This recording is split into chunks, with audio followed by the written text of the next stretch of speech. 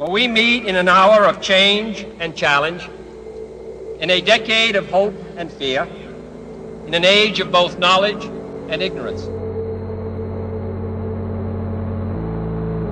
The greater our knowledge increases, the greater our ignorance unfolds.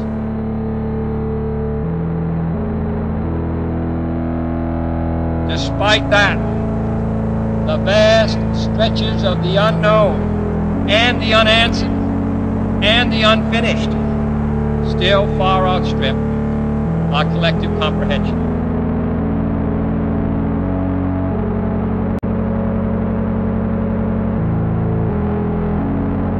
New ignorance, new problems, new dangers. Surely the opening vistas of space promise high costs and hardships, as well as high reward.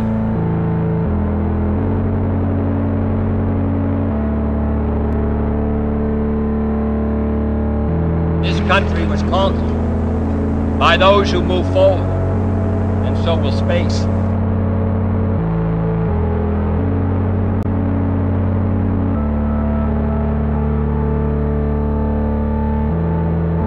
William Bradford, speaking in 1630 of the founding of the Plymouth Bay Colony, said that all great and honorable actions are accompanied with great difficulties, and both must be enterprised and overcome with answerable courage.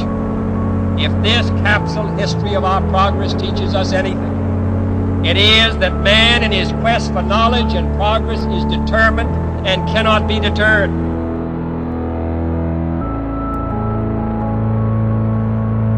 We mean to be a part of it. We mean to lead it.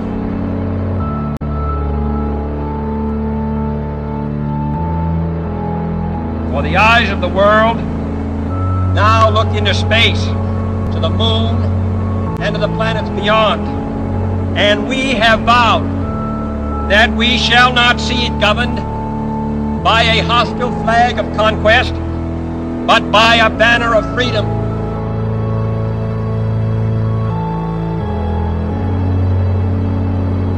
There is no strife, no prejudice, no national conflict in outer space as yet. Its hazards are hostile to us all. Its conquest deserves the best of all mankind.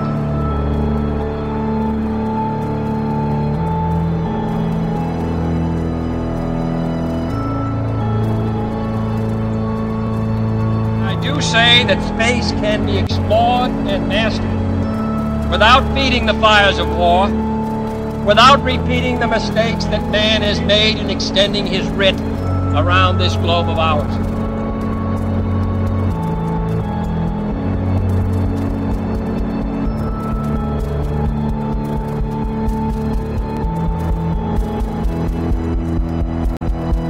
The exploration of space will go ahead, whether we join in it or not. And it is one of the great adventures of all time. And no nation which expects to be the leader of other nations can expect to stay behind in this race for space.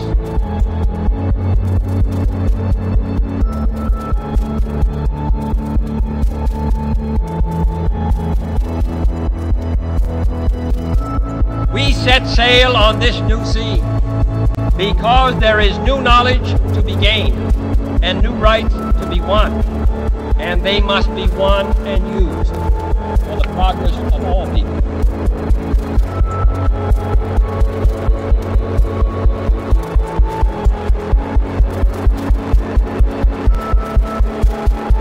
We choose to go to the moon.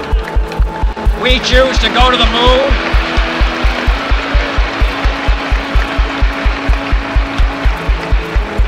We choose to go to the moon in this decade and do the other things, not because they are easy, but because they are hard. Because that goal will serve to organize and measure the best of our energies and skills. Because that challenge is one that we're willing to accept, one we are unwilling to postpone, and one we intend to win.